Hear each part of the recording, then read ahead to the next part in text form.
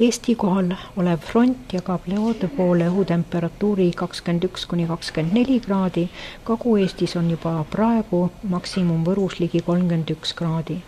Esimene tugevam vihmahoog tabas Ruhnut, äikesepilvi on hulgaliselt Läti kohal ja need liiguvad Eesti poole. Ka homne ilm sõltub Eesti kohal oleva frondi liikumisest ning homme peaks seda liikumist toetama praegu just Poola kohal tekkiv tsüklon, mis paneb kuuma õhu tagasi loode suunas tulema.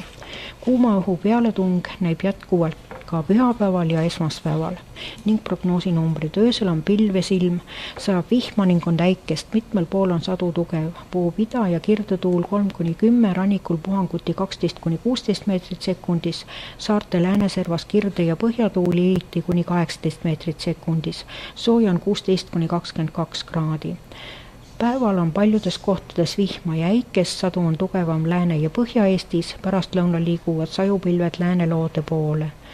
Tuul puhub idakaarest kiirusega 3–10 meetrit sekundis, rannikul ida- ja kirdetuul puhanguti 12–16 meetrit sekundis. Õhtuks jääb tuul nõrgemaks. Sooja on Lääne-Eestis 19–24, ida pool 25–30, Lõuna-Eestis kuni 33 kraadi. Ning pühapäeval ja esmaspäeval on vähese ja vahelduva pilvisusega ilm, kohati võib sadada hoovihma ja äikest olla ning seda siis peamiselt päevasel ajal.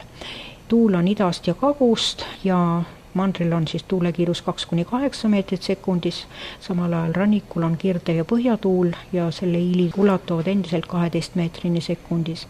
Ning sooja on öösiti 18–24 ja päeval 30–34 kraadi, ainult rannikul on siis natukene leebem.